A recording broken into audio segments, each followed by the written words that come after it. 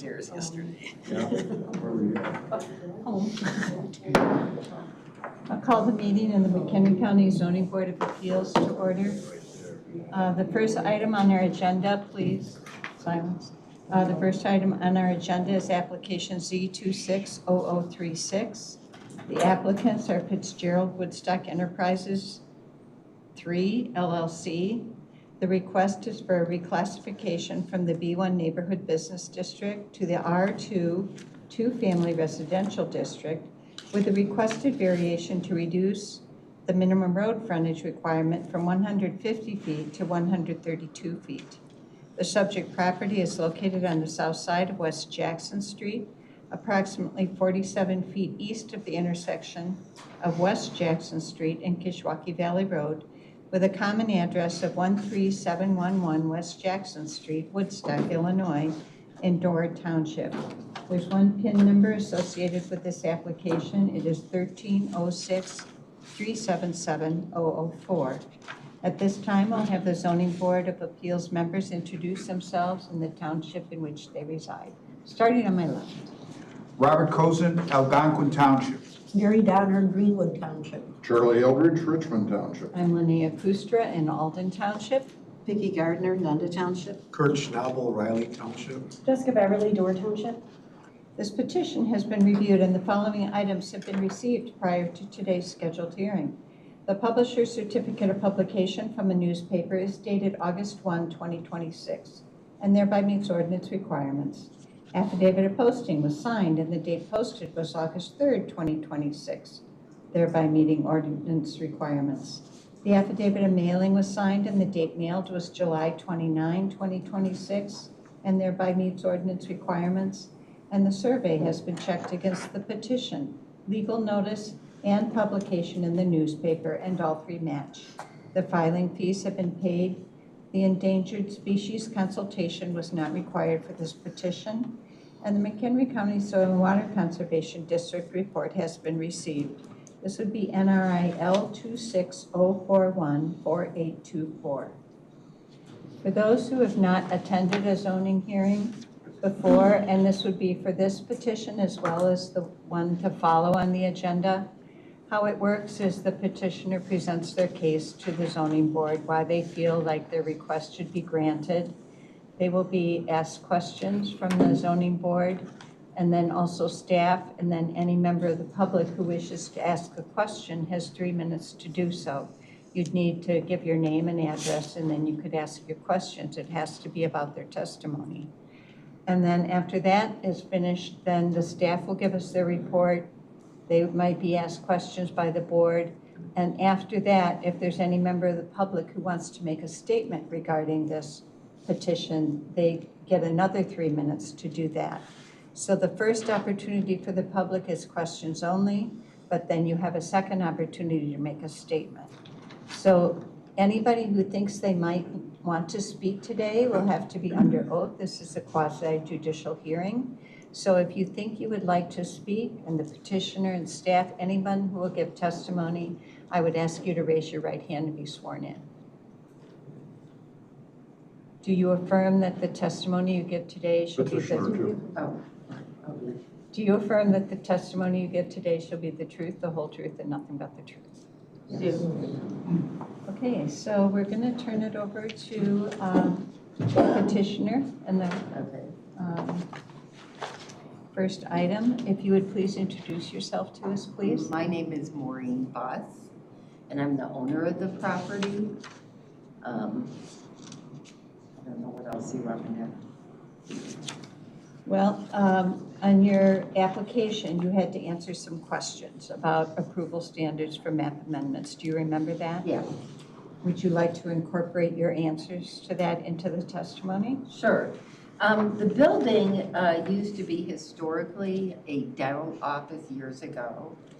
It's about a 5,000 square foot building, and it has been vacant for years. Ever since COVID, there's a lack of need for commercial buildings in this particular, it's sort of a rural location. It's next to the city, but it's not in an area where a lot of commercial need is wanted.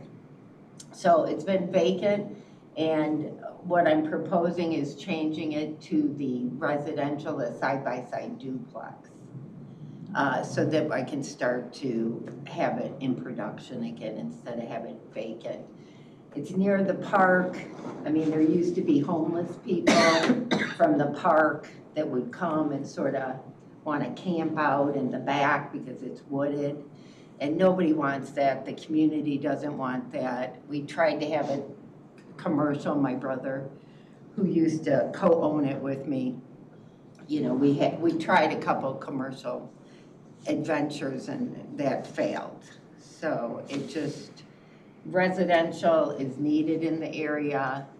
The occupancy is, you know, it was used for a dental office. We got plenty of parking. So I think it makes perfect sense for the building and the location. It's near a pool, it's near the park. A lot of residential or multifamilies are in the area. So it makes sense to me to convert it and sort of downgrade it instead of a commercial building to a residential too. Okay, also, you're asking for a variation on this request. And so as part of your application, you also had to address the questions on the approval standards for a variation. Correct. And would you like to incorporate your answers into your testimony today? The property, yeah, it's about 20 feet or something shy of what the traditional, so I asked for a variance. I think it's a big property. I forget exactly how many feet are there, 138 or something? I believe that's I think it's correct. like 20 feet short, but there's plenty of, you know, the access. There's a big driveway and parking space, so to get in and out of the property won't be an issue. Okay, so we'll incorporate your answers to both the map amendment and the variation. Okay. All right, we'll start with questions on my right. Thanks. So just to start out, we don't have a relationship, you don't know me. No. Okay, so just for the purposes of the record, this is my house. I'm a neighbor of the property. I do not maintain a relationship with the applicant. And I don't believe that I have to recuse myself in this case because of that. I just wanted to disclose it for the purposes of the record. You're basically changing the map amendment for this to clean up zoning for the purposes of using the property in a functional capacity. In my experience living near there, it has been vacant for a really long time. There have been a lot of problems with dumping and homelessness. And I think you took it over, what, a few years ago? Well, actually, it was my dad's building for years. He had an air freight company out of Chicago, and as a local farmer, he passed away. But he used to just go to the office to do administrative stuff before the dental office. So, you know, it's been in the family since the 80s. Right, and there was Yeah. the escape rooms were there for a brief period. Yeah, that was when my brother co-owned it, and he wasn't even in the area. He was in Seattle. And we were trying to not have it vacant. Right. And so we listed it with, you know, a realtor's, a commercial realtor, and there really is not much of a need because it wasn't renovated. It was just an old, you know, just a basic, like a dental office at one time. So yeah, we tried to do something with it, and that, you know, I don't think the community or I didn't want that kind of, you know, a killer camp or a spook house. But we were trying to do something with it, or my brother did. So it, you know, it didn't make a whole lot of sense. Where it's a beautiful spot. It's on a, you know, really nice location. There's a sidewalk, and I'm sure the neighbors would be happy to have a nice duplex versus a killer camp. Melanie, can you pull up the existing land use map? Thank you. And so you testify that there is substantial single-family residential in the area, I just wanted to pull this up to show that yes, you're right. And that the city of Woodstock has incorporated that gray, this one, this property, the city of Woodstock incorporated, and it's going to be somewhat residential moving forward. So the area is changing to become more residential. Is that right? Yes, I mean, there's a lot of duplexes and multifamily around there too. Right. And you're I not think- doing any substantial renovations to the property? No, it stays the same. Okay, that's all I had. Thank you. Mr. Scheinble? Yeah, good afternoon. I have some questions. If you could tell us, assuming this is approved today, what your plan is for the building itself? You said It would be a side-by-side duplex, side is by what side. I'm trying to Have you say. worked with any designers or? Yeah, I worked with an Contractor. architect, and that's why I'm actually wanting to change the zoning, is because initially, I was gonna keep it as a B1 mixed use, which means that there would have to be 4 separate, there'd be commercial space down below and residential upstairs. That is what a B1 mixed use is okayed for now. But what I'd like to do is get rid of that commercial space so that I don't have to do all these 2-hour fire separations. And it would be a much more doable, because I had a HVAC guy, an electrician, come into the building, and they said this building is perfectly set up right now for a side-by-side. There's 4 entrances, there's 5 bathrooms in the place already, there's a kitchen. It's just set up, and nice windows, it's set up for a side-by-side. That would be the easiest renovation to do, instead of keeping it mixed use, the B1, the commercial in the lower level. It's a walkout, it's an English basement right now. So, I could do it that way if this wasn't approved, but it really doesn't make financial sense, because there's not really a need for a lower level commercial space, even though I have plenty of parking. And I think it would be best suited if I can just do a side-by-side duplex. Are there 2 entrances from the front right now? There's 2 entrances in the front, 1 in the back, on the side, and then 1 on the other side of the building, a walkout. It's a walkout. So I'm just guessing, so there's probably 2 entrances and 2 stairwells? There's 1 stairwell, There's 1? Is it but shared? it's shared, It's shared. correct. Well, I'll let you work out the details, but Yeah, ultimately, these would be first and second floor would be 1 apartment Right. on each side. right. And how many bedrooms are? 2 in each, 2 per each? yeah, Okay. right. I think that gives me, hopefully some of us, at least a little clearer picture. So Okay. I'm good with Yeah. that. That's all I Yeah. have for now. Thank you. Yeah, okay. Ms. Gardner? I don't have a lot. So you're planning on keeping the original building. Is it in good enough shape to, Oh, it's in great shape. okay, good. I mean, it's just, it has old paneling, but it's a nice building.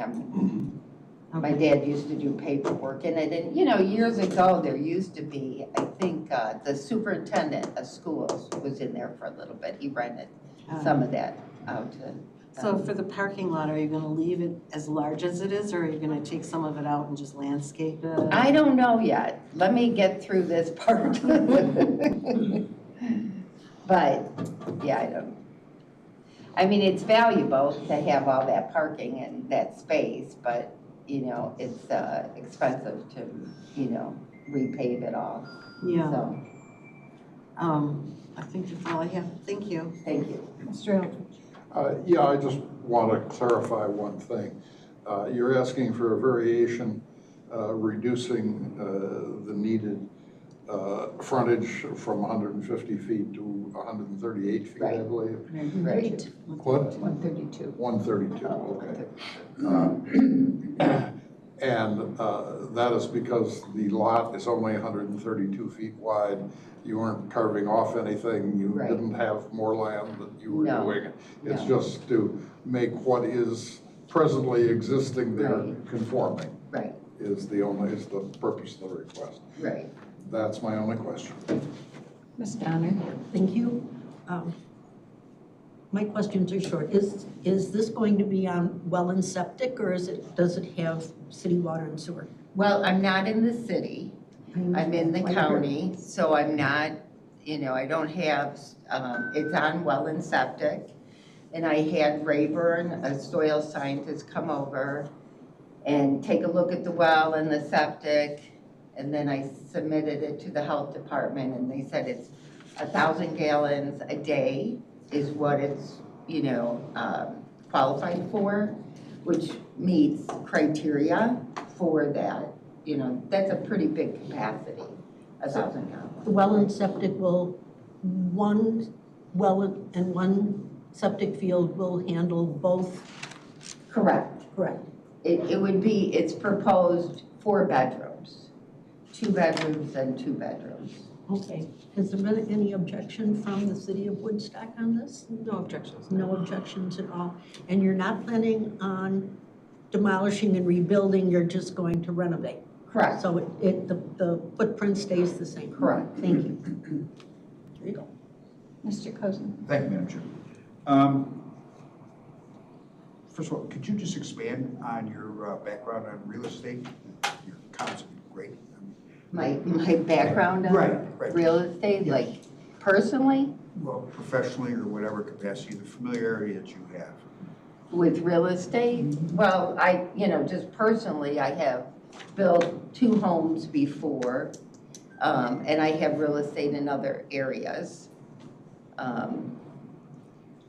Did you, So- thank you, did you create the outline or the configuration of the property, or did some prior member, or?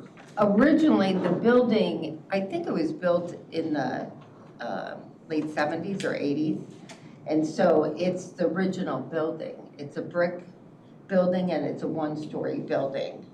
I meant the configuration of the lot parcel. Yes, who created the lot or parcel? Who created it? Was your family, just a yes or no, did your family create the subdivision or the lot or parcel? No. And how long has your family had ownership of this? I think since 1980. I have no further questions, thank you. My only question is, you said there's really not a demand for a commercial development. Do you see a demand for housing? Yes, yeah, affordable housing. And hopefully the building department will let that happen. Okay, does staff have any questions? Staff does not have any questions. Is there any member of the public here that would have a question regarding her testimony? Okay, then we'll move on to testimony from the public, planning department. My name is Melody Jacobson, and I am a planner with the county. The subject property's zoning is currently B1 Neighborhood Business District. To the north and west, those properties are zoned A1 Agriculture District, and to the south and east, they're incorporated into the city of Woodstock. The surrounding land use of the subject property is office, and to the north, we have government and institutional land uses. To the south, east, and west, they're vacant. The future land use map designates this area developing with low-density residential. And the subject property is not located in a sensitive aquifer recharge area. Any board members have questions of her report? Thank you. Does any member of the public want to make a statement regarding this petition? Do you have a closing statement, ma'am? No, not really. Then we'll close the hearing portion of this petition, and we'll move on to the voting portion. I do not have a sheet in here for voting, showing the vote. I'm sorry. Do you want to wait for me to grab it? If you don't mind, I'll just use the back of this sheet.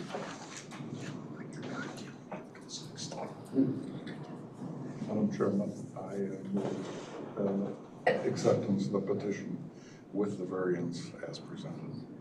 I'll second. It's been moved by Mr. Eldridge, second by Ms. Beverly to approve this request. Discussion, Mr. Eldridge?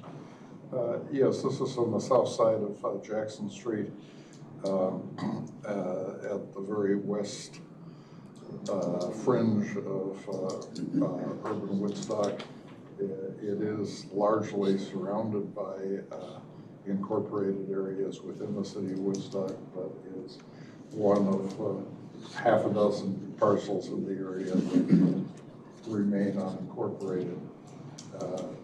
It has an existing building on it that's been there for, according to the testimony and also according to my observation, for 40, 50 years, and has been, for most of that time, owned by the family of the present owner. It has been an office of one sort or another for most of that time, but has been largely vacant in recent years. I would take note of the fact that it is commonplace in real estate circles, really nationwide, that the demand for small suburban office space has declined really quite sharply over the last 10 years. That was particularly accelerated by COVID. This is one of many small office-type properties in McHenry County which have been vacant for some period of time. The area has a good deal of residential. Converting this to R2 and permitting 2 residential units on it would make it really quite typical with other development in the area, really toward the lower end of density amongst the residential in that area.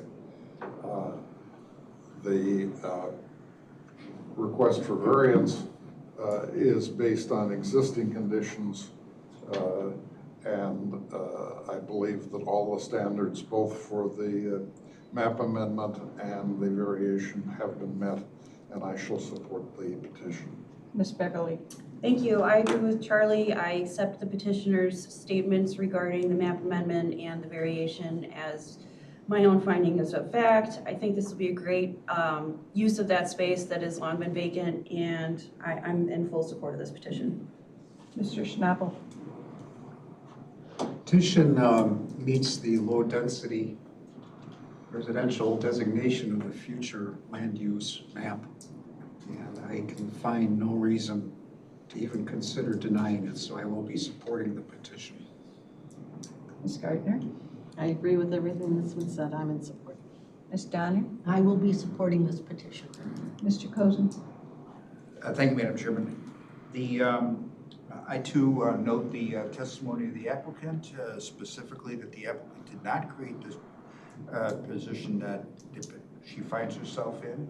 In fact, she has inherited one that preceded her ownership and involvement.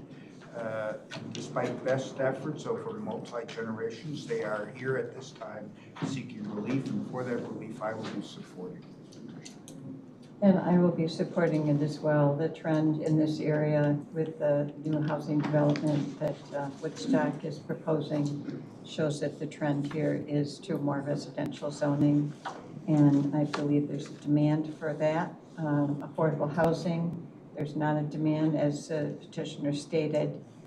This property has been vacant, as used for quite a while, and so I believe it meets the standards in our ordinance under 16.20.10E1 and for variations under 16.20.020.f. So I'll call for the vote. Mr. Eldridge? Yes. Ms. Beverly? Yes. Mr. Schnabel? Yes. Ms. Gardner? Yes. Ms. Donner? Aye.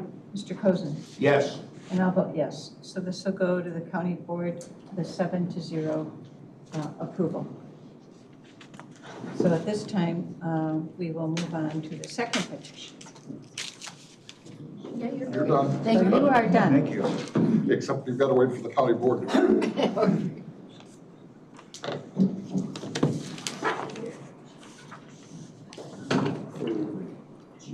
Now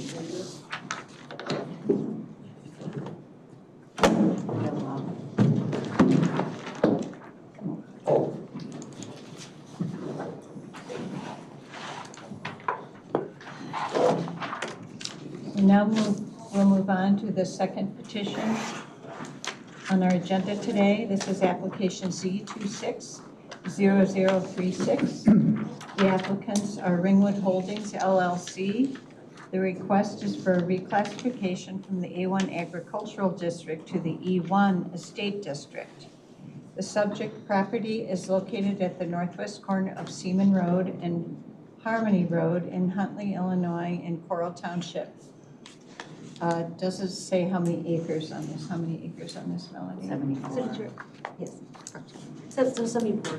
74? Yes. Yes. There are two PIN numbers associated with this request, 1735-200-001 and 1735-200-012. I won't have board members reintroduce themselves. I will just go to the public notice. This petition has been reviewed and the following items have been received prior to today's scheduled hearing. The publisher's certificate of publication from the newspaper is dated August 4, 2026, and thereby meets ordinance requirements. The affidavit of posting was signed and the date posted was August 3, 2026, and thereby meets ordinance requirements. The affidavit of mailing was signed and the date mailed was July 31st, 2026, and thereby meets ordinance requirements. The survey has been checked against the petition, legal notice, and publication in the newspaper, and all three match. The filing fees have been paid.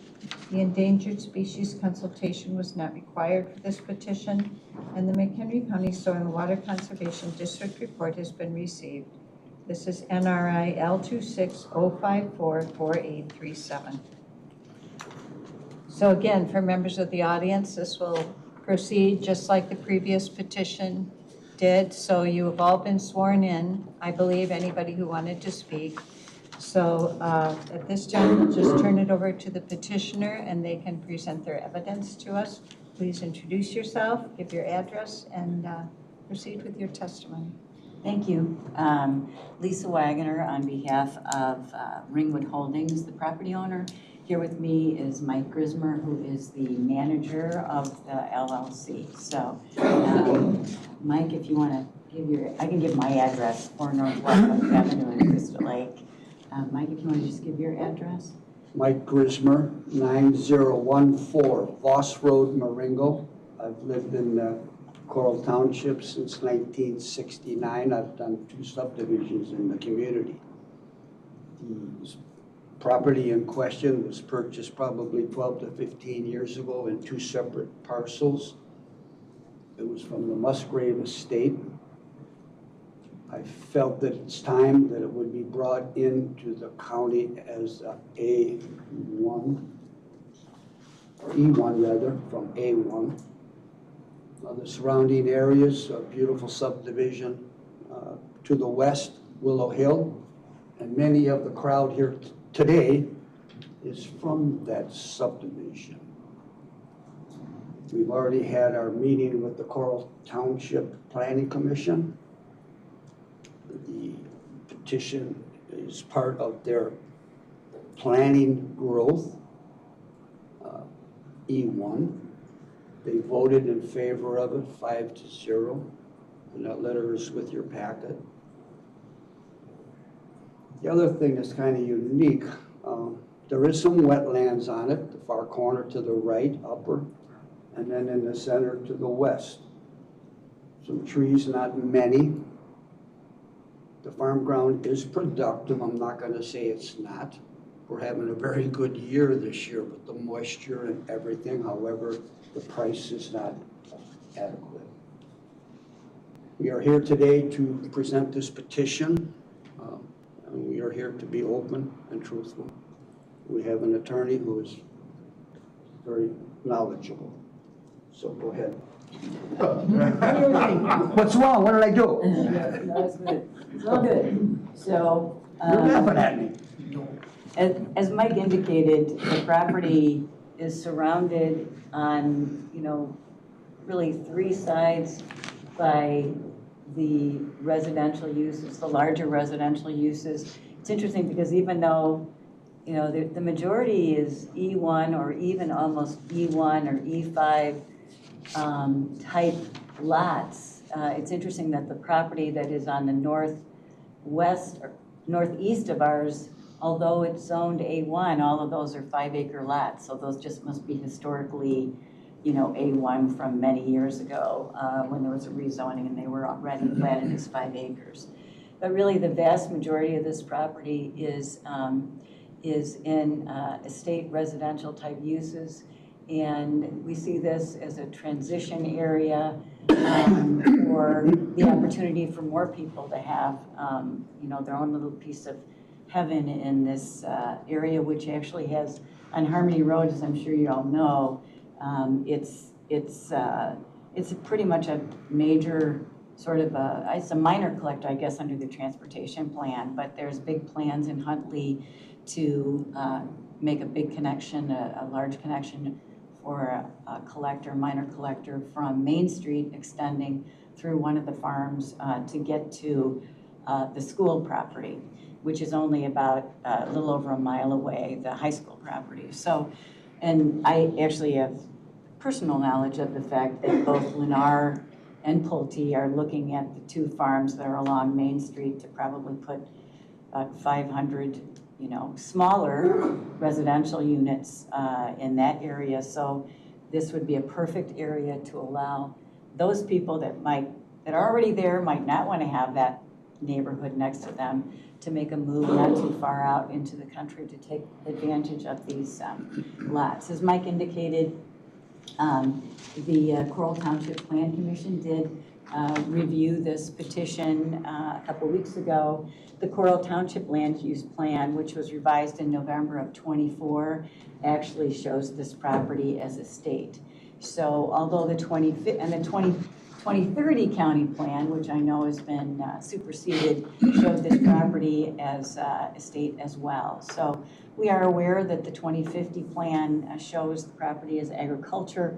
However, and in fact, based upon the staff report, there's a number of indications that this transition area, this gentle density change, as is noted in the new plan, can be promoted by allowing this property to be rezoned to the E1 district.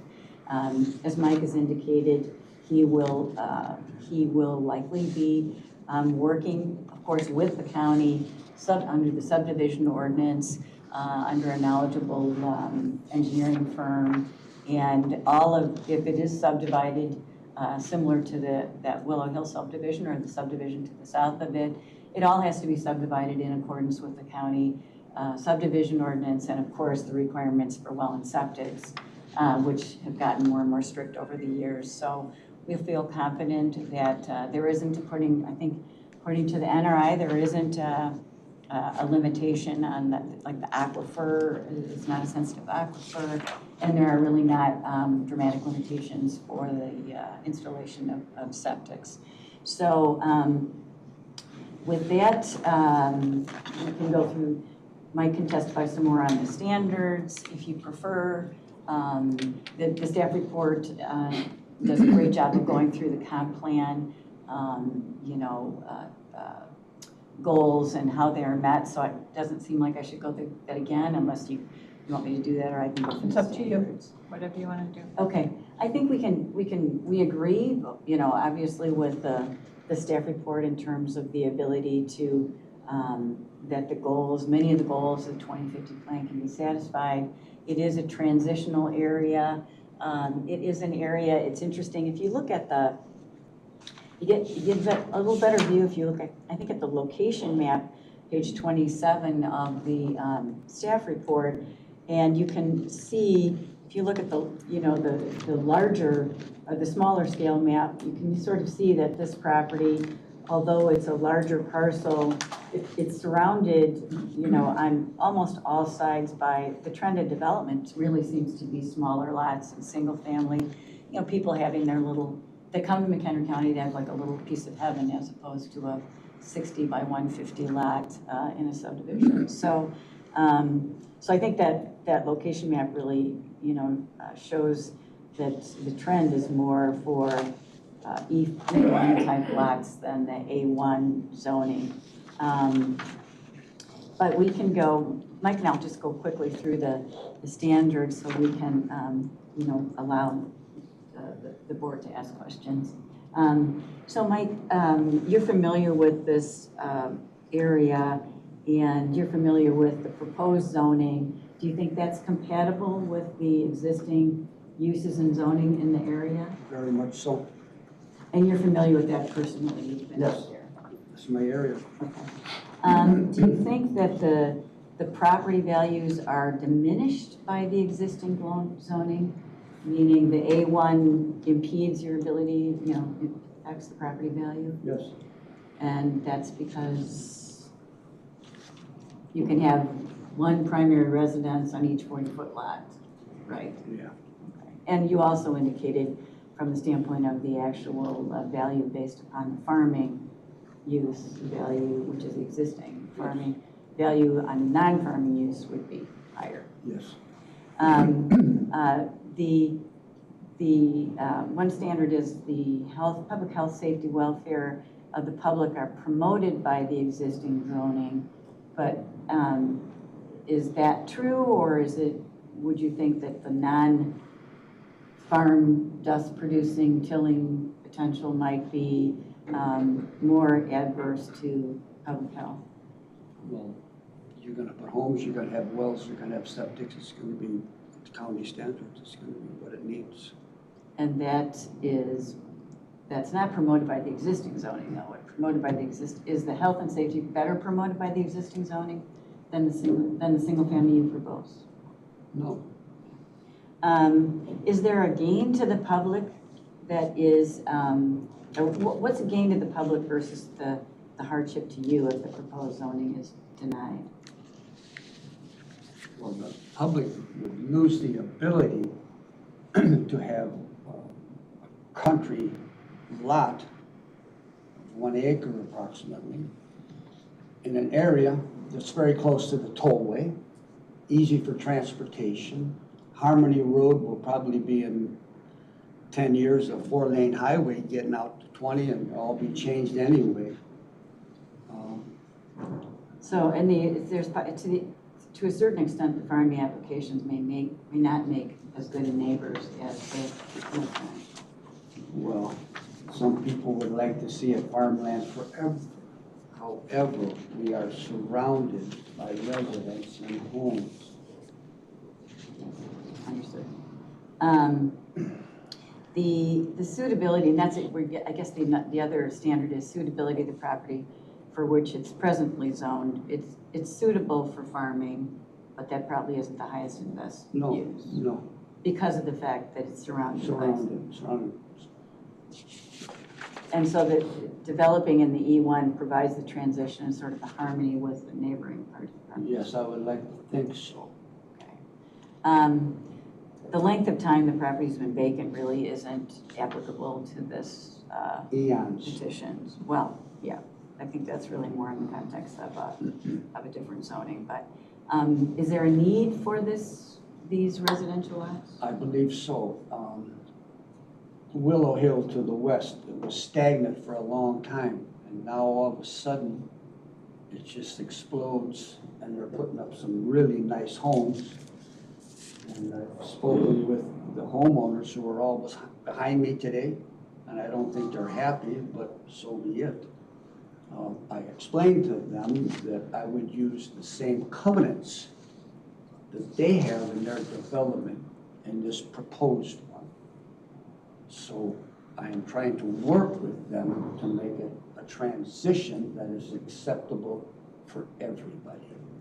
So the need, though, that you're aware of is the need for more of these opportunities. Yes. And you have owned some property in the area also that's been zoned into lots and has been sold. Yeah, we have 2 other subdivisions that we've done. My brother and I, this is my own personal, we've had 2 that have been very successful. Why? Because we have good covenants and they're put together properly. And people are looking for the lot. and they're looking. And the last question is the consistency of this amendment with the adopted comprehensive plan. And as we've indicated, the comprehensive plan goals, some of them can be met by the transition. Yeah, the new plan was put together first of the year. We had this project thought of prior to, but we're kind of caught. And I want to work to make it palatable for everybody. I want to get this done while I'm still here in this life, such that I can guide it and make it as appealing as possible. And that's my goal. And as a practical matter, this property or this proposed rezoning would basically just maintain the rural character because it's Yes. larger lots. Yes, yes. It's not going to be Huntley with Lennar and Pulte and all the rest of them putting the quarter-acre lots together. I don't want that. And a lot of people don't want that No, for I'm their sure. personal risk. Yes, yes. I think we've gone through the standards, Chairman and members. Of course, we can welcome any questions that you have, and obviously we respectfully request a recommendation of approval. Okay, we'll start with questions on my right. Ms. Beverly. Thank you. You used different language throughout your testimony about this being a transitional space and wanting to honor the same covenants as the adjoining subdivision and your intention to make this property conform with that. Could you just elaborate a little bit more about that? We had the township meeting and there was a full house. They were concerned that their values that they have in their homes would be diminished by a subdivision of lesser quality. After listening to the remarks, I felt it would be appropriate to take their covenants and use that in this new development such that everybody would be comforted to know that it would be somewhat the same standard, okay?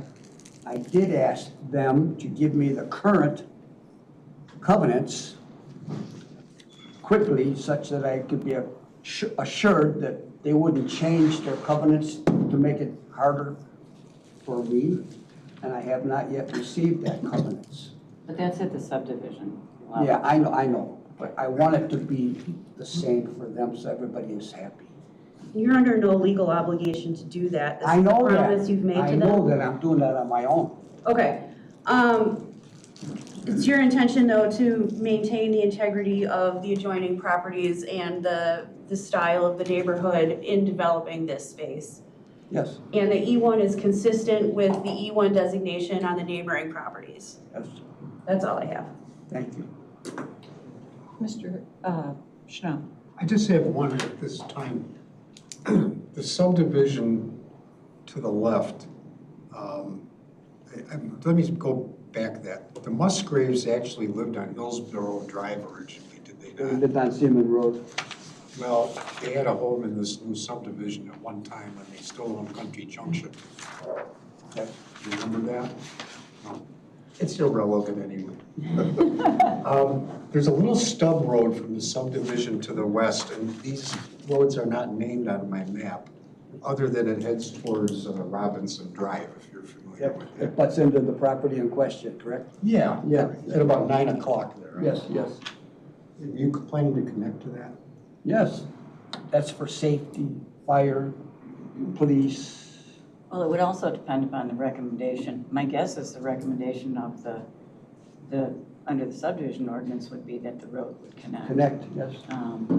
So, 'Cause I can see on the map, there's two other roads, it looks like when the farm to the north eventually Yes. develops, that they will connect together. I'm sure there's someone here that wanted to ask that question, so. at Oh, least they're we got- here. Yeah, we already answered it.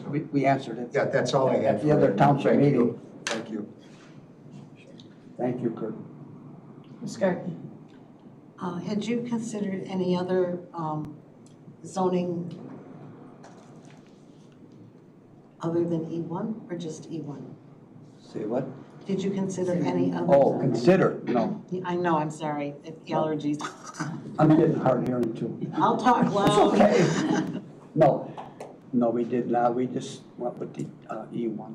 How many lots would you get out of this property with the one? That question was asked, we're probably gonna be 40 to 42, depending on the layout. And Jim Condon will be doing the layout, he's done all my developments prior. We have the wetlands, we have to take that into account. We have an area that's a small area, probably 1.5 acres, that is not suited for septics. I mean, he's got things to work around. That number is pretty close.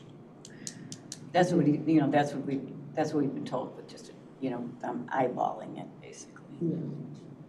There's not, I mean, there's no plans drawn or any of that, so. Yeah, no, I'm just looking for, ballpark guess here. Yeah. Have any other uses been considered for this property other than residential? No, And farming is no longer viable? it's viable. It is viable. It is viable. There's nothing wrong with farming. But there comes a time in life, my life, there comes a time in a community, a time in the development of an area where things need to be progressed to the next level. And I felt that this was the time for the next change, the level. Before you die, yes. That's why I'm here. Thank you, Vicki. I think that's all I have, thanks. Yeah. Frankly, I have two big problems with this. Go ahead. And while I know you pretty well, we've seen quite a bit of you over the years here, and I think you've done very good developments. But I would be much more comfortable if there were plans, if you designed a subdivision that would be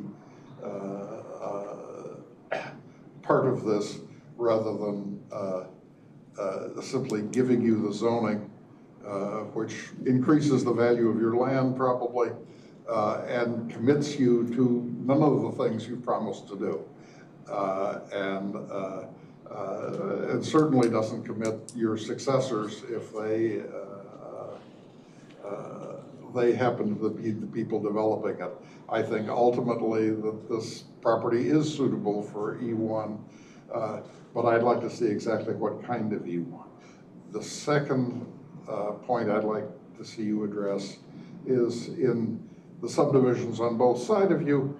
While it may be that recently there are some homes developing, there's a lot of vacancy, and there's been a lot of vacant lots that were platted 20 plus years ago that have not been built on. And in Carroll Township at large, there are several hundred lots that were platted 20 plus years ago and have never been built on. Okay, I'm gonna do And in the light of that, is there really a need for this to be zoned today? You want me to speak? There's no answer for that. You don't have a I have an plan. answer. Okay, go.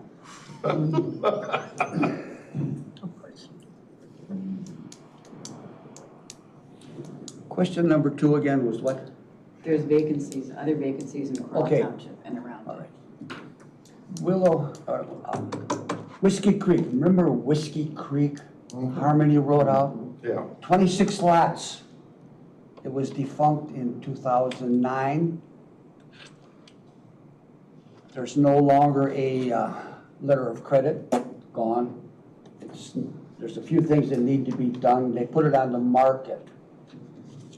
I'm looking at that currently because I feel that it needs to be brought back to life, them 26 slots. The problem is it's right next to the tollway. It's very noisy. Who wants to buy a lot next to the tollway? The noise, Charlie, the noise from the trucks going up and down. I will look at it. I may purchase it. I may not, but I will investigate. So I don't believe there's hundreds of lots. I have 1 lot in Pebble Creek. I have 5 lots in Coral Trails. I'm guessing in Willow Hill. There might be 5 or 6, they can answer the question behind me. The one across the street, there may be 1 or 2. Charlie Ruth has a subdivision of his up there. He may have 7 or 8. Across the street, 5-acre parcels that I put in, you voted on that here a year ago, I think it was, Charlie. The reason I went with the 5 acres was because to the north are all 5-acre pieces.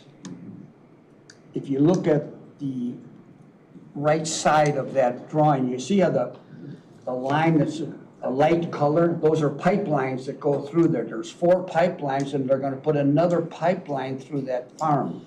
Yeah. So to make that estate lots was, there's no reason. Yeah. The 5 acres were perfect, so we came straight down. Coral Trails out on Harmony Road to the west, those were 2-acre lots, and we thought people would want to have horses, so we had it allowing horses. You could have a barn aesthetically equal to the house. We have 1 horse there out of 25 lots. Nobody wants a horse in their property. I was wrong, I made a mistake, but they're nice lots, there's nice homes. Question number 1, what was that again? No, he wants the subdivision plan before him. Oh, Yeah. that's right, I There's forgot. no answer. It's not required. Yeah, I'm aware it's not required. That's right.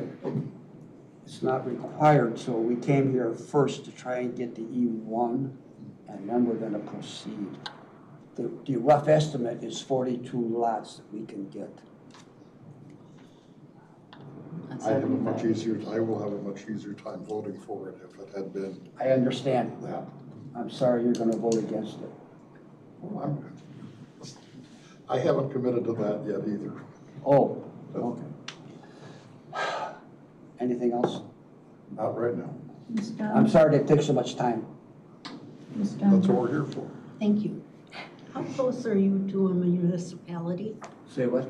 How close are you to a municipality? Huntley would be the closest, and the high school would be like approximately 1 mile. And there's sewer and water there. Okay. There's somewhat of an agreement between Hampshire and Huntley that Seaman Road was gonna be the split, you know? Actually, we're a half mile north of Hampshire village limits. Okay. That's what I Half wanted to mile, know. right. Have we- Sewer and water's there. Do you know what your capability is to connect to sewer and water? Because 42 to 45 homes on 74 acres, to me, I don't know where you're going to get the septic for all of it. I mean, because again, I don't see anything that shows how big any particular lot is going to be. If I remember correctly, it's a half an acre for a septic, unless that's changed. It could have changed. It's been a long time for me. But if you're going to be on well and septic, and we'd like to see everything closer to a municipality be on water and sewer, do you think you will be able to do that when it's Yes. time? Yes. Because nothing says that once you get this E1, that you're going to be able to build right away. And if you can't, if something else happens, what are you going to do? All right. Before we even started, we dug over, in the report it will show, it was probably 65 test holes dug. And we had Raber come out, check the seasonal high water table, and probably, I would say 85 to 90% of the property is suited for septics. It's suited wherever you put the septic on that property. So 10 to 15% is not unsuitable, and that's the wetlands. And we're gonna have to stay away from those. So the property is suited for septics, and the water is available below. It's there. The soil is suitable for septic. If you had come in here with a site plan of possible lots, I would have something to look at and say, oh, okay, that looks fine, it'll be fine. We could do something if it was a planned unit development or a subdivision. But without that and just saying E1, what are you gonna have? And then it's going to be completely up to you, and I agree that I can't, you don't have to, as honest as you are, and as truthful as you are, that you can't tell me that if they change something or you're going to take their homeowners association, that's in the clouds to me. And I'm having a very difficult time figuring out how you are going to be tied to what you're saying at this meeting, just to have, E1 will work just as well. You got E5 across the way, that was done probably in '79, when everybody was changing and trying to get 5 or 10 acre plots, because we could then, life was simple. But this is very confusing to me, and I can't put it together, so my questions are specific to E1 out of the blue, and what are you going to do with it and when is something we don't have control over, and I don't know that I can vote for it as just saying, oh, okay, E1 is fine. So, I'm sorry, Linnea. I made a statement and I didn't ask a question because I don't know how to put it into a question at this time except what I did at the beginning, and it's a very bad day for me today. I'll tell you later. I forgive you. Oh, I forgive you too. Well, I guess my honesty is immaterial. So, Business. pardon? They said it's business. Business is business. Your honesty is part of it. I appreciate it, but I don't know what I can do with this one. Mr. Cozen, you have a question? Yes, thank you, Madam Chairman. Have you had any contact with either one of the Department of Transportation that maintain either one of the roadways? Coral Township Highway, yes. And what was their, besides contact, did they provide you any comment on your future? They were in favor of having the entry off of Seaman Road rather than Harmony Road. Did any one of them support or provide you the support for your conclusion that there was going to be a 4-lane roadway? No, And it's a matter of time.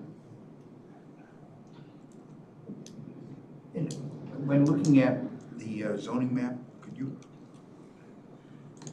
there are examples of patterns of development on either side of your subdivision.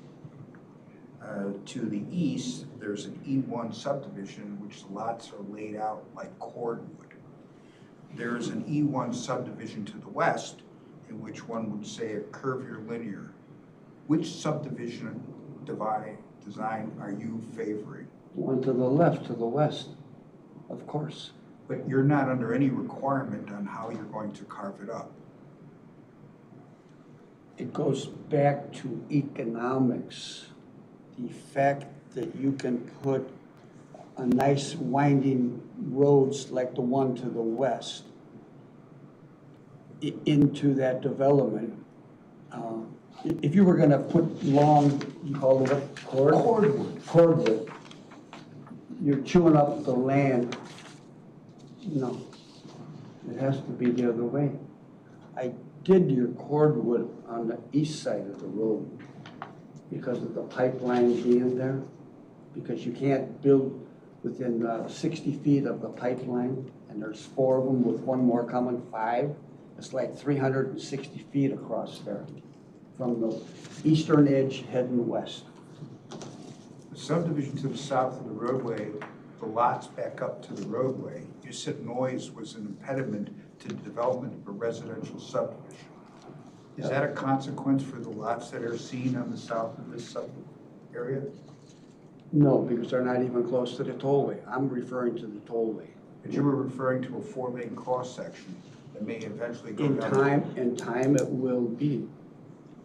I'm not a transportation expert. All I know is growth brings traffic. You also mentioned that you were interested in the covenants and restrictions that you would use in addition to the zoning requirements. Yes, And you were waiting on the property owners to provide you with a copy yes, of those. yes.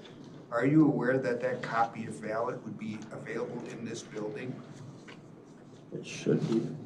And why did you not retrieve that copy and add it to your Because I application? felt, Wait. okay, Because they indicated at the plan commission meeting that they would provide him with a copy. And he could, I'm sorry, Counselor, you're absolutely correct, this is beyond the scope of the zoning application, and I have no further questions. I have a few questions, just regarding dates of when the other developments were around here. The subdivision to the west, when was that approved? 2006. 2006. 2016? Oh, 2006. Six. 2006, so 20 years ago. The E1 that is on the southeast portion is your property that you came before us for, correct? we went To the to east, the east. direct east. Linnea, directly east. Direct. Yes. Yeah. That is like, is it 7 lots there that are E1? And when was that approved? A year ago. 2025. To the north of that, those developed properties that are A1, well, that's not even worth talking about because they're A1. The subdivision to the south, when was that approved? That was 2004. 2004, again, 20 years ago. Okay. And do you know how many empty lots there are west of you and south of you in those developments? To the west, I think there's about 4 or 5. 4 or 5? Yeah. And to the south? I'm not sure. I think they're pretty much filled up. And yours are all empty to the east? They have not, No, I've sold all but one. but none have been built on? They have not because I wouldn't let them do it until the crop is harvested. I have a lease with the tenant. Okay, those are my only questions. Madam Does Chair, staff can I ask have a any- follow-up question? Can I ask a Sure. I wanted to go through, you testify that you've done subdivisions as part of the county before. You've gone through our building process. Could you give some explanation for how the UDO works when you're putting in a subdivision in the county? Could you explain the process of submitting your plats and going through staff plat and how you have, like, you may not have this plotted out at this point, but you know what happens next. Could you please explain that to us? Upon the approval here, we'll have Jim Condon work with the engineering part, checking the soils, topography, and a few other things, come up with the concept plan. Start the drawings and start working with the county and bringing it forward. And when you bring it forward to the county, it goes through the staff plat process where you're gonna meet with the road district commissioner, you're gonna meet with planning, you're gonna meet with building and health and all those people. All Stormwater. And everyone will, stormwater, don't forget them. right, stormwater. And if you have to come back here for any variances to make things work with the wetlands and things like that, you would come back here and we would see those plotted out subdivisions. If that's what was necessary, yes. Yes, And the staff plat review is a public meeting where any member of the public can attend. yes. That's all I had, thank you. Does staff have any questions? Staff does not have any questions.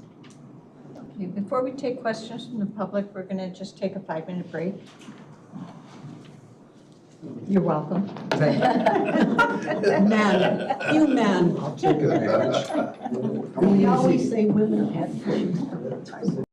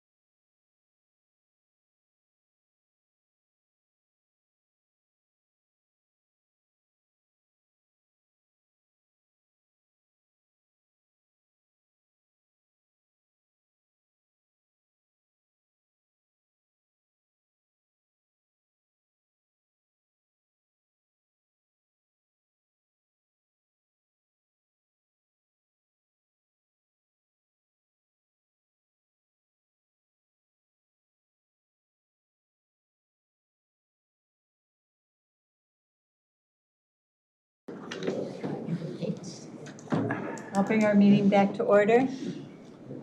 Just a reminder for everyone that wants to ask questions, we'd like you to come up to the front. This meeting is being recorded, so we want to make sure we can hear you. You just give your name and address. And I just use my phone, 3-minute timer on my phone.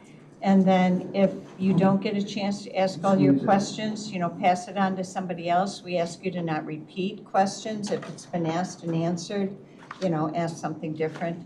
So I would just ask anybody who wants to ask a question to come on up to the front. Is there anybody here with a question? Or are you all here just for statements? Could you please clarify question versus statement? Okay, so a question would be, if you want to make a statement, that's at a later time, and you can say, this is how I feel about this, I don't like it, or I like it, or whatever. This would be just a question regarding his testimony, like if you have a question about anything that he stated and you want that clarified, you can do that at this time. Otherwise, later it'll just be giving a statement. Yes, sir, would you like to come up and ask a question? My name is Charles Harding. I live at 11212 Musgrave. I'm the house on Kenilworth right there. I own the lot and then the house and the next You lot. want to point it out to us? Sure.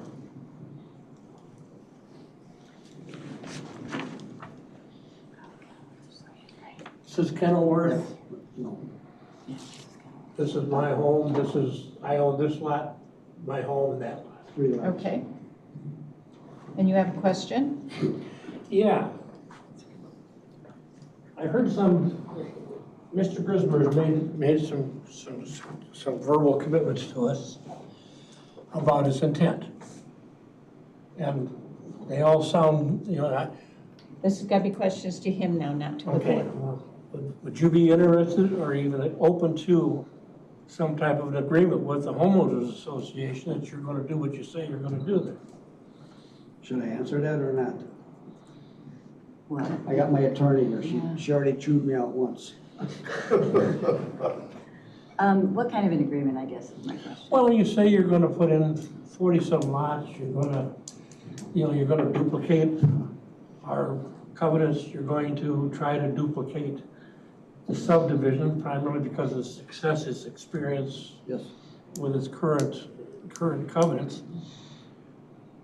Something like that, when writing, would prevent it from being changed after you get the zoning change. I guess I'd have to see what kind of. Just throwing a dumb question out there. Yeah. My background is heating and cooling, it's not law, so I have to. I guess it would be a question of what the commitments would need to be and who they would be with. If you have a homeowners association, that would be an entity we could deal with that just is one entity. If we're trying to enter into an agreement with, 25 homeowners. homeowners, that's gonna be a little tough. Well, that gets unwieldy and cumbersome, I Right, understand that, right. but we do have an active homeowners association. Oh, good, that's good. That's why we have the representation we have today. Good.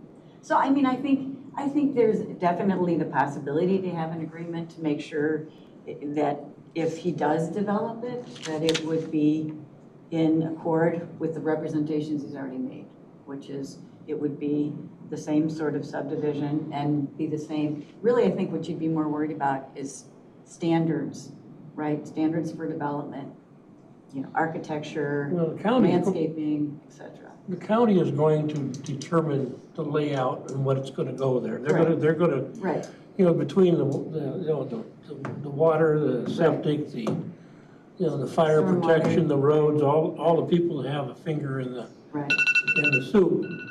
right. Too long? Well, that's your 3 minutes. She can finish answering, but no more questions for you. Right. So, I think that depending upon if it was related to the standards, then, yeah, I think we would definitely take a look at that, yes. Okay. Would anyone else like to ask a question?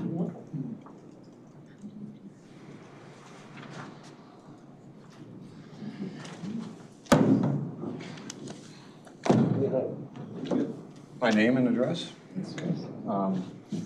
Nick Larrabee, 11319 Robinson Drive. Okay, go ahead. Yeah, so you said there would be approximately 40 some lots on the site. You said that you would adopt the covenants. If they approve E1 zoning, do you have to honor legally those statements? Okay, in terms of the statement about the 42 lots, what we said was, that's about what we know it's gonna be. All right, so we don't have any site plans, we don't have any concept plans. So if it ends up being 45 lots,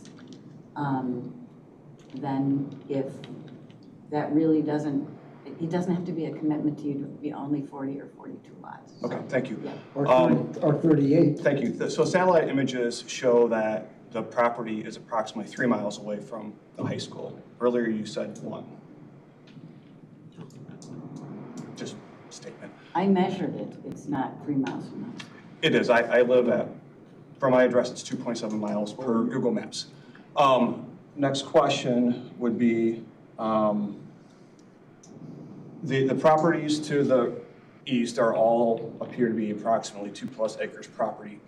Willow Hill subdivision is approximately 70 acres, has 31 lots, of which based on lot ownership and discussions with those lot owners of not ever building on those lots, there could only be 23 lots, which gives you a density of about 23 homes on 70 acres. We're proposing E1 here, to me, which doesn't, like, why is E1, why are they doing E1 when the, You have to ask him. why are you doing E1 when the lots on the right are all appear to be, 2 to 5 acre lots? Willow Hill is 2 to 3 lot acreage, and you want to do E1, which is 1 lot acres. Why not E2? Willow Hill is E1, so E1 is compatible with the subdivisions in the area. Do you plan on installing any berms or anything that would provide privacy to the Willow Hill subdivision along the adjacent lot line? No. You said fire and safety would prefer it to run through Willow Hill. I see fire trucks go down Seaman Road all the time. Has anyone reached out to the firemen and the police and asked them, or have any statements on record from them that would say that that's what they prefer? It would be common sense.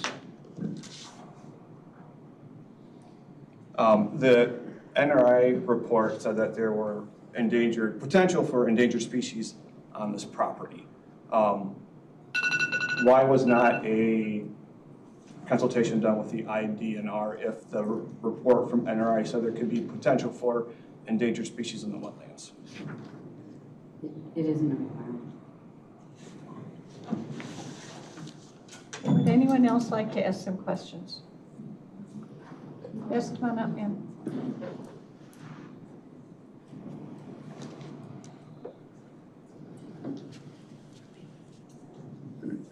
My name is Nancy Batchelor. I live at 11308 Seaman Road. And we're just finding out now that this was already approved by Coral Township. We were never notified of any meetings or hearings on this property at Coral Township offices. Question. Is that a question? Yeah, why not, I guess? I don't know. I don't know what their procedures are. All we know is that they put the petition on their plan commission agenda, and Would someone here know if we should have been notified? I mean, we're right across the street. You'd have to ask Coral Township. Yeah, all we address is county. We have our standards on the county, but we don't know about Coral Township. They could have their own policy. Okay, so you, even though we hadn't been notified, you still accept their findings of approval for the property? That's their findings. We have our own. Okay, okay, thank you. Would anyone else like to ask questions?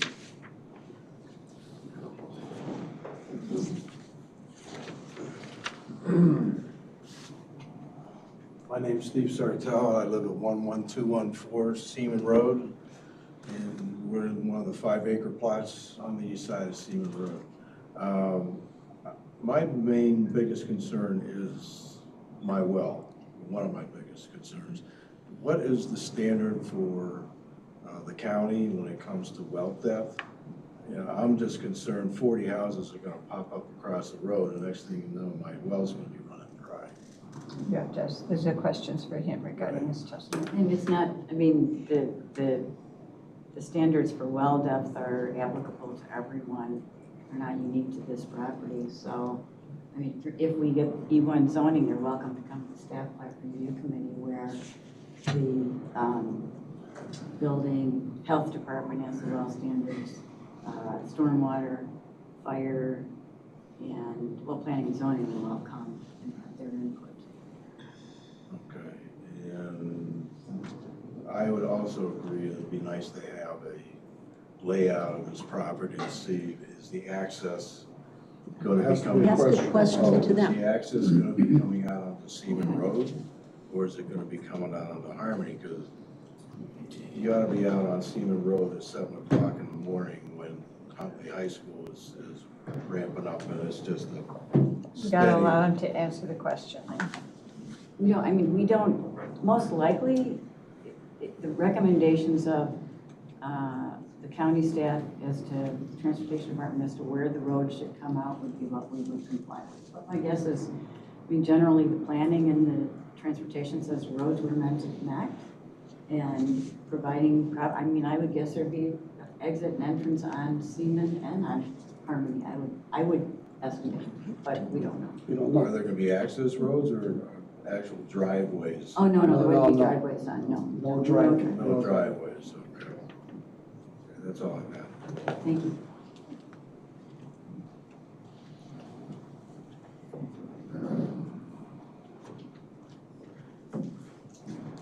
Hello, Ken Norman, 11104 Musgrave Parkway. So we're new. We've just met maybe a couple weeks ago. What I'm observing here is you had mentioned piece of heaven, right? And those were, I believe, your exact words, that we wanted the residents out there where you want to build. But then I just heard, well, we'll meet the minimum requirements. So my question is, I didn't say that. you'll comply with? I did not say that. You'll comply When with? did I say that? Just a little bit ago. No. I don't know if it's on record, if we can have that come back. You said we met the ordinance requirement. You met the ordinance, fair enough. Ordinance, minimal ordinance, there are government rules, right, that we have to abide. Can you please define to me how that relates to heaven? Because I'm seeing a really big gap. I don't even think there's a question. It is, I'm asking you, can you define what your viewpoint is Well, of everyone's heaven? viewpoint of a piece of heaven is different. Mr. My Griswold? experience, I have lived in McHenry County my entire life. My experience is that you can have 1 acre with your own landscaping, with your own berms, with your own shed, with your lovely deck, and that can be your piece of heaven. But the 5 acres, the people on 5 acres to the east could have their piece of heaven. So I think in McHenry County, there's a variety of pieces of heaven. I don't have an acre. I have 3/4 of an acre. I have a perennial garden. That's my heaven. Mr.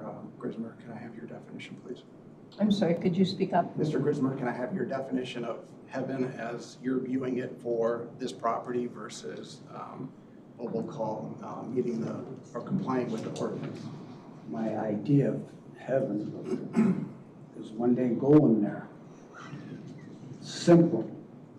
My idea on earth is to be happy, enjoy life, whether it's in my home or outside in the yard. That can be different for everybody. The acreage, half acre, 1/4 acre is immaterial. Heaven is happy. So what is your, With a good woman. what is your definition? If you are going to I live gave there? it. I think you gotta move Yeah. on. You have another question. Thank you. Does anyone else have a question? Okay, we'll move on to the staff report. Ms. Jacobson. For the record, my name is Melody Jacobson. I'm a planner with the county. current zoning of the subject property is A1 Agriculture District. To the north, we have properties zoned A1 Agriculture. To the south, A1 Agriculture, A2 Agriculture, and E1 Estate District with a conditional use. To the east, we have properties zoned A1 Agriculture and E1 Estate District. And to the west, A2 Agriculture and E1 Estate District. The current land use of the subject property is agriculture. To the north, south, east, and west, parcels current land use are agriculture and single-family residential. The future land use map designates this area developing with agriculture. And as previously stated, the subject property is not located in a sensitive aquifer recharge area. Does anyone have any questions regarding the report? I do. And just a clarification with the subdivisions. Is it still true that you have to have an ingress and an egress onto a road? So you can't just have one for a subdivision, you have to have a way to get in and a way to get out? Correct. So it's possible that you would come in on Seaman and come up and go out, I mean, you would have one on each of the roads? I mean, I only say it's possible. It's But possible, you but it'd be, need yeah, to it'd be have up to two. the discretion of the road district, correct? Okay, thank you. Anyone else have a question? Okay, now for the public, here's your opportunity to make a statement. So again, you have 3 minutes. I'll use my phone. Again, you need to come up and identify yourself so you can be recorded and you can make a statement. So anybody who would like to make a statement, just come on up.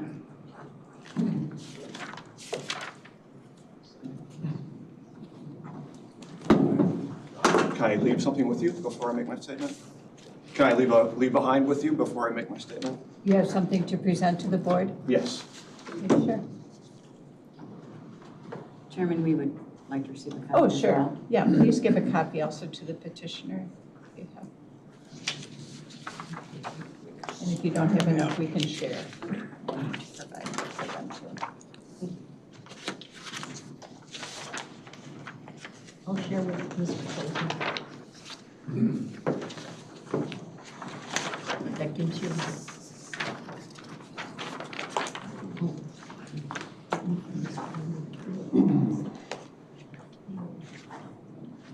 Do I need to state my name again Yes, please. and address? Yes, please. My name is Nick Larrabee. I live at 11319 Robinson Drive in Holy, Illinois. So when do I begin? Just start talking? Okay. Yes. So, so approving the zoning without a, kind of a build map, plot layout, would allow Mr. Grismer to flip this property for more value than, what he might get under the A1 zoning without honoring any of the covenants or lot sizes that we heard here today. The Fields of Willow Hill subdivision, I'm on the board, have concerns about, the wetland areas, the woodland, the traffic concerns that could increase traffic by up to 400 cars a day through our subdivision, which hasn't been addressed by any traffic study. Also, the density is inconsistent with the land to the west and the land to the east, while the zoning for us is E1. We only have, 23 homes buildable on 70 acres. And without seeing this layout, it's hard to know what that density on his would be. The NRI report states plainly there is a possibility of endangered species, and it recommends the applicant ask the IDNR to check the parcel through its consultation process. To my knowledge, and what they said, that was not done. What I can tell you is I've personally seen landing turtles, which is a state endangered species, on and around that property. They use those wetlands, as you can see on that map, to move between area to area. What matters for me is how this land can be developed without having any sort of IDNR consultation done. Landing turtles need connected wetland and upland habitat to survive. Females travel overland to nest. A dense subdivision with roads, driveways, grading, and traffic cutting through the corridor is one of the most direct threats there is to this population. The report identifies high-value wetland and remnant oak woodland on the site and documented trail activity to that, and this is precisely the situation that the IDNR consultation exists for. If you approve E1 density first, and then the IDNR review later confirms protected population, you've already promised the developer a home count this land may not be able to support without harming a state endangered species. I'm asking to have the studies performed before you grant the density or grant the change in E1 zoning. Under standard C of the public welfare and standard H, consistency with a plan that protects these resources, the responsibility is simple. Complete the IDNR review and put the results in the record and then decide. We're not opposed to the development, we're opposed to the density and its impact on our community. There's a reason the 2030 plan was updated to the 2050 plan. The needs of the communities have changed from 2030 to 2050. Would anyone else like to make a statement?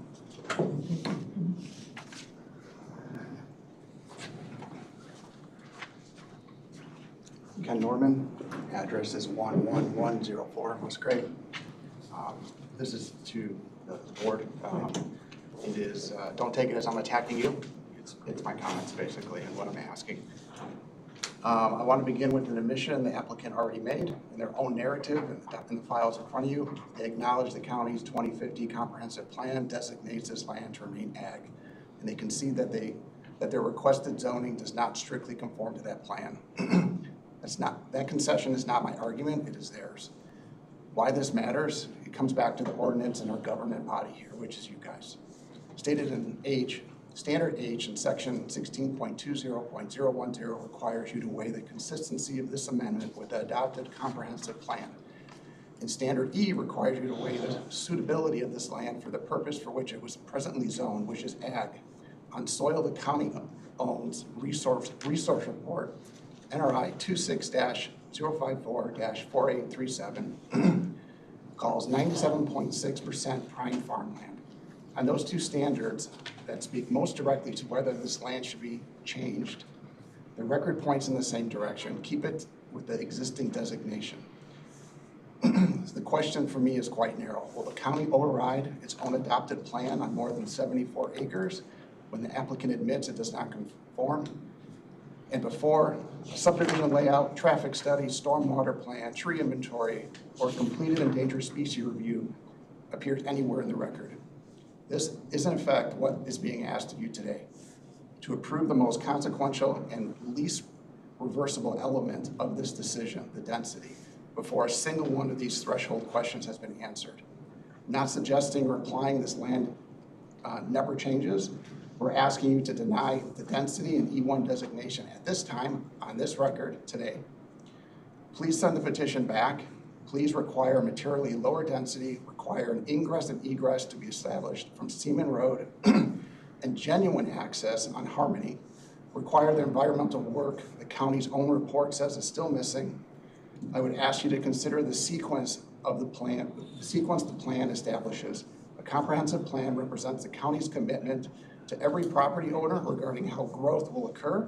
If that commitment can be set aside the moment a developer acknowledges the project does not conform to it, then the plan protects no one. It doesn't protect me, doesn't protect the neighborhood or the next, and not the farmland this county has stated it intends to preserve. I'm asking you to treat the 2050 plan as a binding policy rather than a recommendation, and to deny the petition today until further information can be provided. Thank you for the opportunity. Anyone else like to make a statement? Hi, Dan Lundquist, 15603 Kenilworth Lane. I'd like to talk about water because water doesn't respect the property lines. Runs downhill to the neighbors.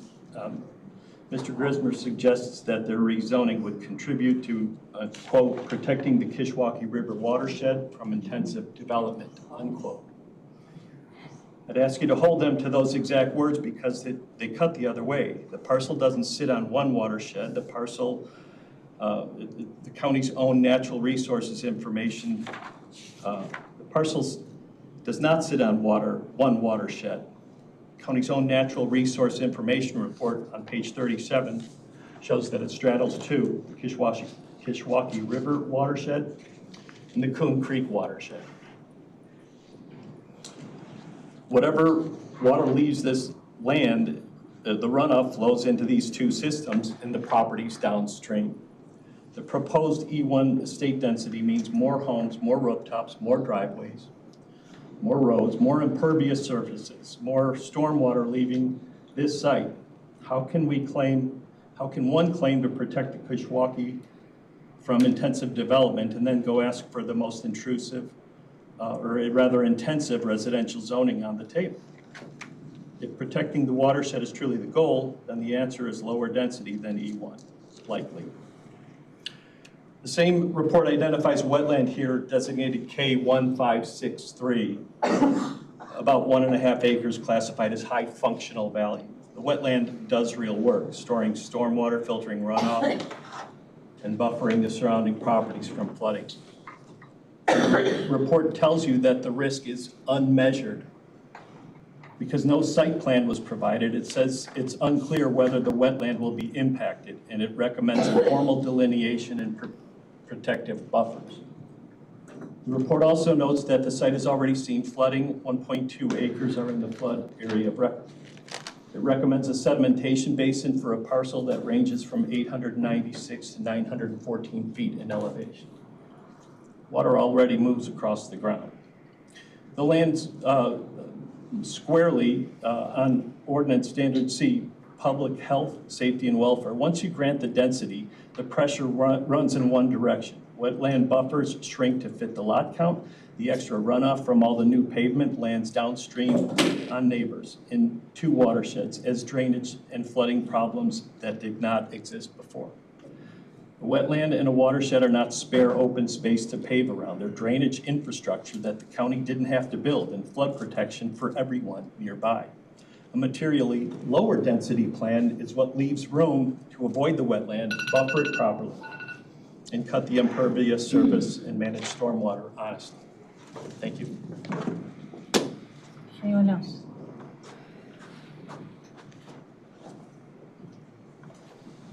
Good afternoon. My name is Mark Hannison. My wife and I own two properties in Willow Hill, 11307 Musgrave, and the lot at the bottom of the peninsula there. My biggest concern is the traffic and the lack of a plan, and the fact that the board is considering giving this approval for the zoning without any analysis of the traffic. Harmony Road is already a mess, especially with the high school, letting out and so forth. So we ran a study of the Institute of Transportation Engineers for the density that we're considering here, 375 to 400 vehicle movements a day. So, the amount of traffic that would provide in the area, jamming up, the roads in the area and so forth. I mean, we drive on, local roads all the time. So, I would suggest to this board that they deny the zoning change until they get some more information, because you all have indicated that you haven't seen much, and we haven't either. And it's, these are our biggest investments in our lives, these properties. So I'd like to see more information before we get approval.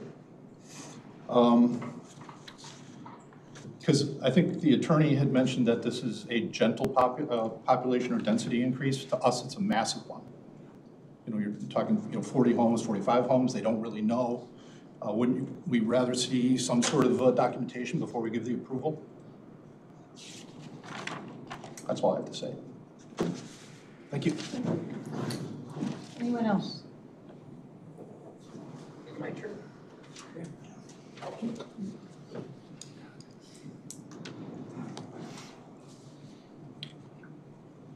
My name is Charles Harding. My address is 11212 Musgrave Parkway, Huntley. Appreciate you guys giving me the opportunity to speak. The numbers here are all possibility numbers. We're not hearing exactly what's going to happen. I think that every one of us is going back to a site plan, a sketch,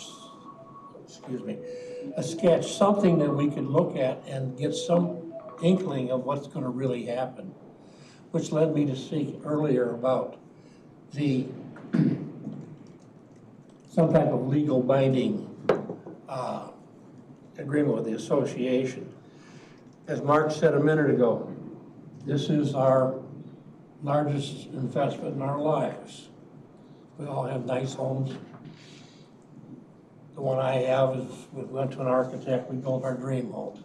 Fortunately, we're in a position to do that.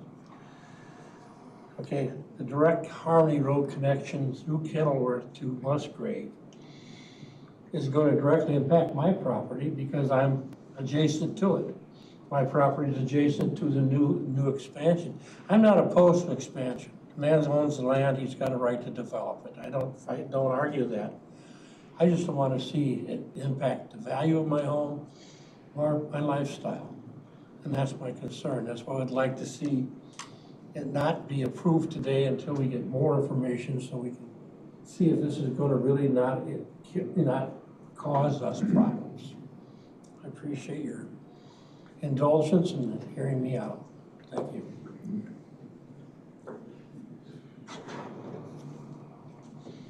Would anyone else like to make a statement?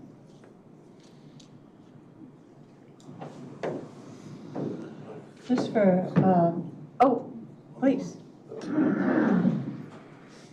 Keep going. Steve Sarto, 11214 Seaman Road, Huntley.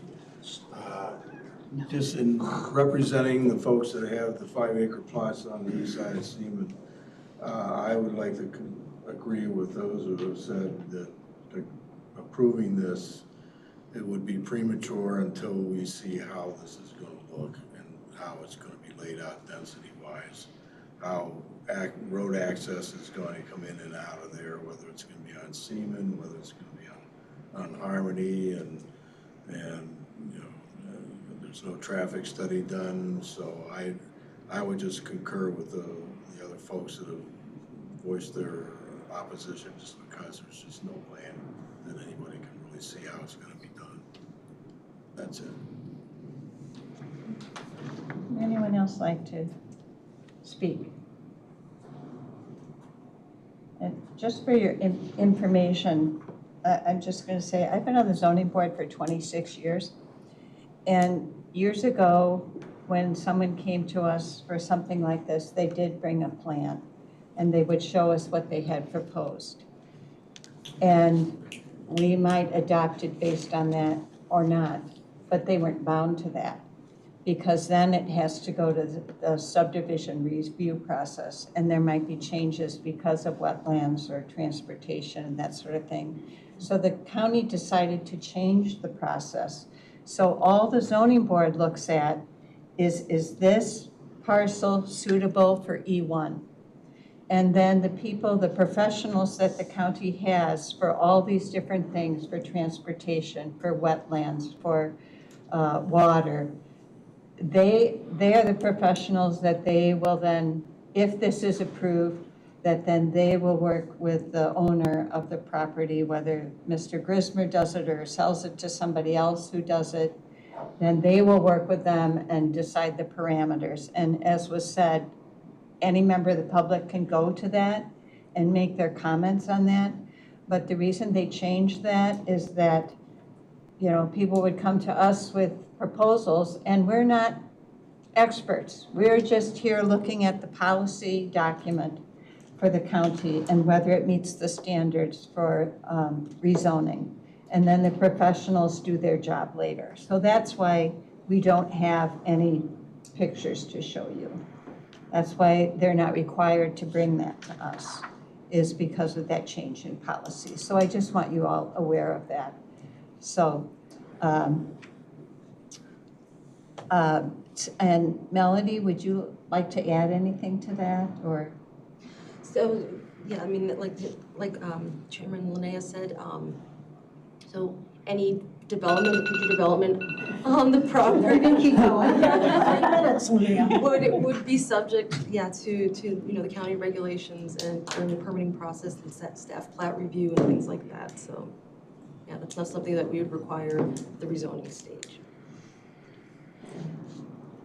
So now I'll turn it over to the petitioner. Do you have a closing statement? I do.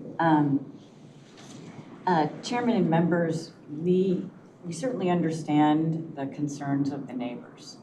But the fact remains, and as actually you just took part of what I was going to say, so the fact remains that right now we're requesting rezoning. We've submitted all the requirements, we've provided information, we've provided testimony on the standards. The zoning is compatible with the area, and the proposed zoning is compatible with the growth in the area, the entire area. The plan does anticipate, the 2050 plan anticipates there are going to be places where there's transition, and this is a classic case of transition. There's a lot of E1 and single-family lots of this size in the area. The Willow Hill subdivision has 34 lots, so it's really not that different on 70 acres than the 70 acres that that we're proposing if it ends up being 40, 42 lots. There is a wetland up in that northern area, and as I'm sure you're aware, there's a significant requirement for buffers, 100-foot buffer from the wetlands. What traditionally happens is you'll end up turning that, into some sort of open space. We'll have to have an HOA to maintain that. And so, the subdivision ordinance approvals, when you go to get them, will take into account the wetlands, the topography, the traffic, where the road should connect, where the road should come out. Septic suitability, as I'm sure some of you know, is a big dictator of where the lots will be. And we'll have to show that they have at least a ½ acre suitable septic soil, one for the first septic and one for the replacement septic. And then, as you know, you can't have a well within 75 feet of another well, so that also impacts how the lots can be developed. So, and as I think the chairman indicated, and as I know from personal experience, the staff plat review process is very intense because every single department comes with their stormwater planning, building, health department,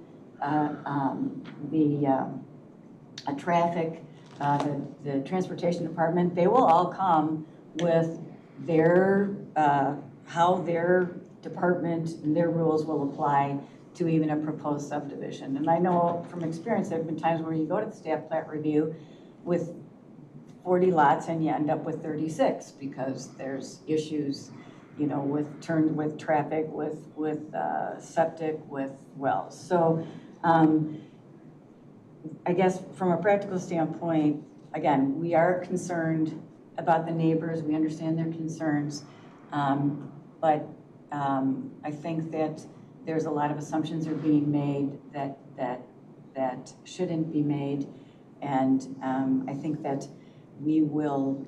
Mike is committed, as you said, as you know, to work with the county, develop this property. You yourself know that he's been here and developed other parcels around the area. I don't see any reason to doubt his honesty or his commitment to that. And we would respectfully recommend, based upon the fact that we've complied with all the application requirements, all the standards, and we request your recommendation to the county board to approve the rezoning. Thank you. And of course, welcome any other questions you might have. Okay, so at this time, we'll close the hearing portion of the meeting and we'll move on to the voting portion of the meeting. Madam Chairman, I move acceptance of the petition as presented. I'll second.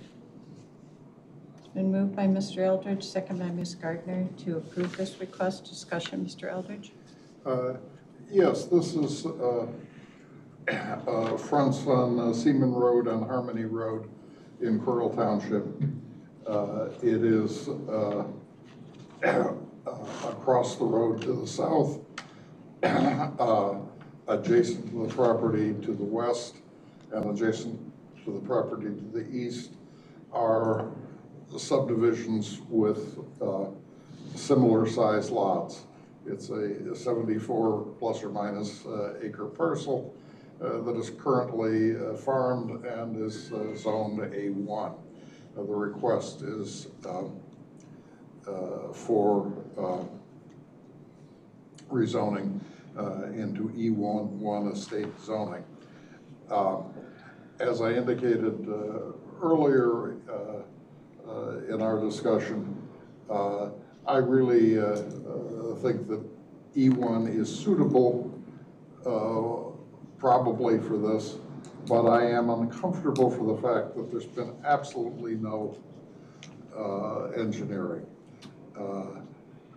E1 says that a lot must be at least an acre. On a parcel of this size, in the course of my lifetime, I've seen them cram 65 lots onto a parcel this size, and I've seen it with 10.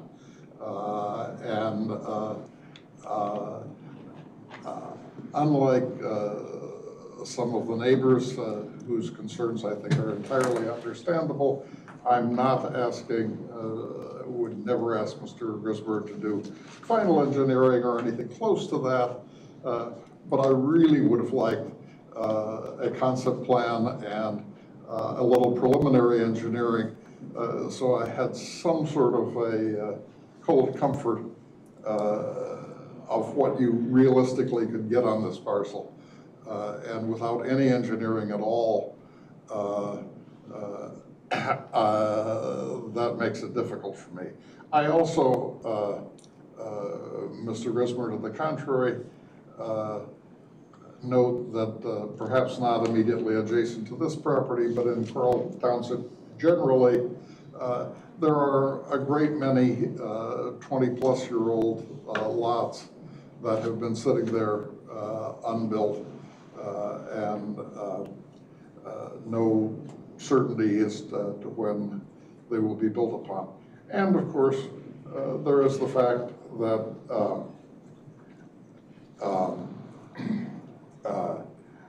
given Mr. Grismer's age, there's no assurance that he himself is going to be the person to complete a subdivision and market it. He may have another commitment, and that his desire or not are not always avoidable. Having said all of that, I am grudgingly and with some trepidation probably going to vote in favor of this petition.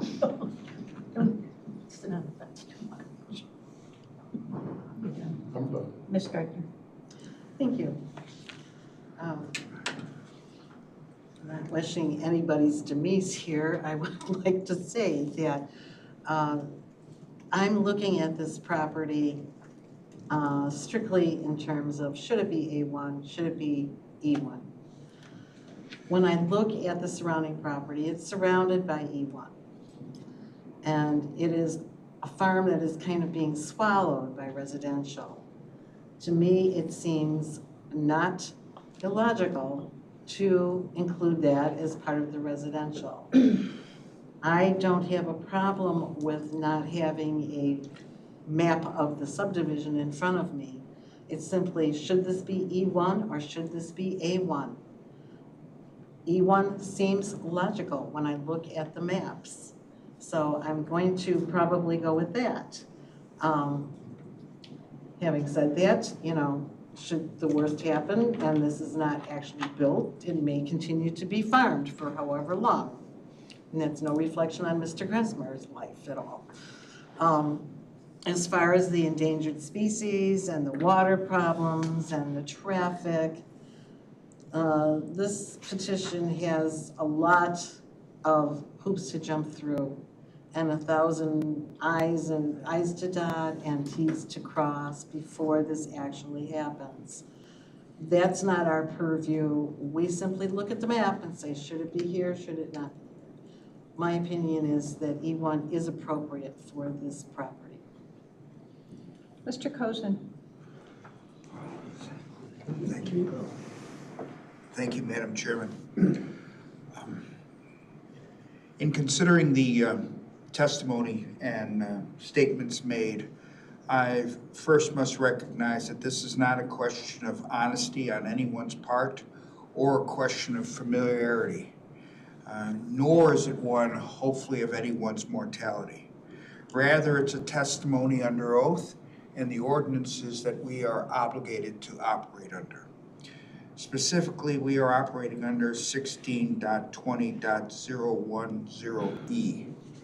In that, it sets out a series of facts that have been presented to us in the testimony of the public. But most noteworthy is that it's a balance, that no one is persuasive. And looking over them, I am struck by subsection D, which goes to the point that what is the relative gain to the public as compared to the hardship imposed upon the applicant if the proposed zoning is denied. This applicant comes to us with a familiarity far in excess of what the public has brought to us. Some have, for the first time, I would suspect, have read the ordinances of this county in which they are residents of.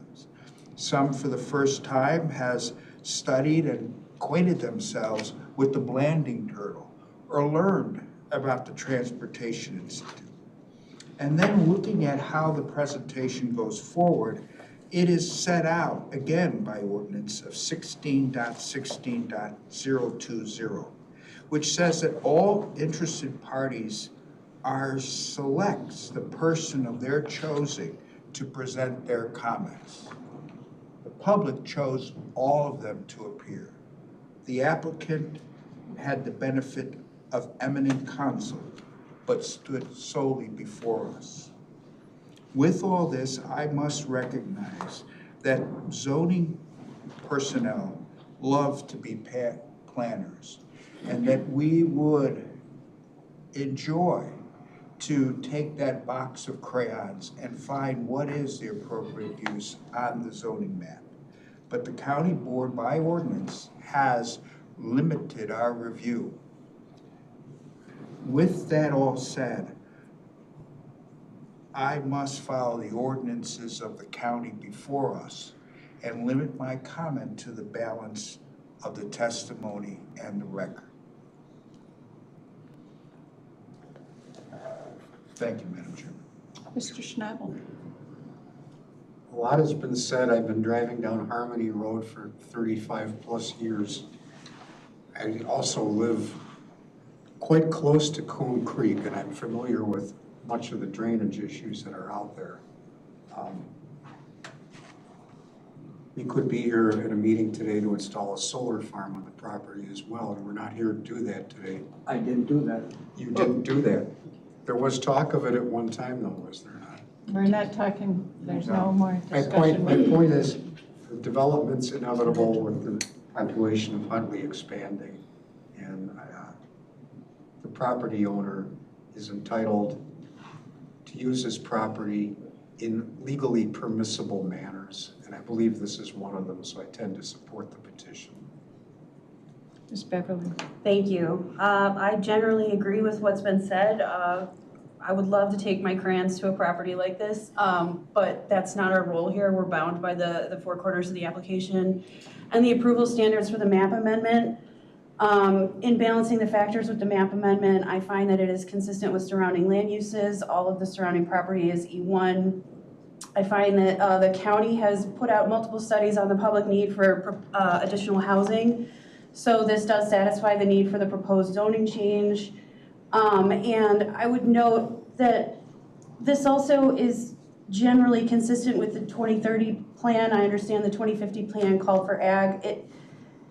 There is a real need for housing. This could have been much higher density. He could have come to us with R1. He could have come to us with anything, a solar farm. E1 is most consistent with all of the surrounding properties. And this property is generally not wetlands or woodlands. We've seen far worse proposals for that. There is a watershed group associated with each of the watersheds here. Those people did not appear to object or submit any statements regarding their concerns with this development. This is but one part of a very long process. that will go through multiple public meetings and review with professionals, and I therefore find that the approval standards are satisfied. I'll be in support. Ms. Donner? This property on the 2050 plan has been made A1, proposed. A1 surrounds it kind of now. We are always talking about not upgrading agricultural property if we don't have to. I mean, you really want to go from something bigger to something less. In that respect, I find that the 2050 plan is correct in keeping this agricultural, and I will be voting no. And looking at this, looking at the approval standards for the map amendment, I don't believe this meets the 2050 plan. It would have met the 2030 plan, but in adopting the 2050 plan, the county decided they wanted to preserve agriculture more. And they wanted agricultural areas, to remain agricultural. If they had prime land soils, the NRI report shows that 97% of the soils on this property are prime farmland. There's also something called the Land Evaluation Site Assessment that's done by the Soil and Water Conservation District. And this property has a very high score, 156.7, indicating the parcel has a high impact to existing land use and resources.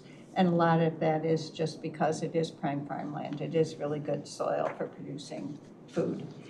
But it is consistent, the E1 is consistent with the surrounding zoning, even though some of that zoning is really old.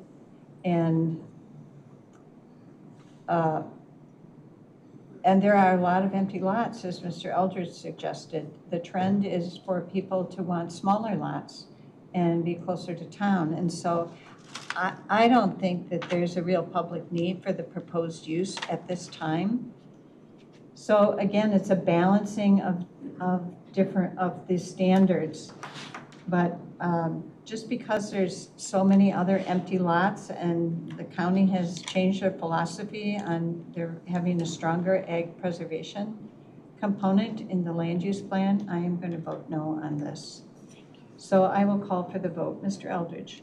Yes. Ms. Gartner? Yes. Mr. Cozen? Yes. Mr. Schnabel? Yes. Ms. Beverly? Yes. Ms. Donner? Nay. And I will vote no. So this will go to the county board with a 5-2 vote approving the request. Thanks very much. Thank you. This time the hearing is closed. See ya. Next week. Melody, when is October 20th for county board. October 20th? It's already board votes? So that you know. I want bigger pads, you want to where they have their stuff. I'm assuming they're getting ready for that.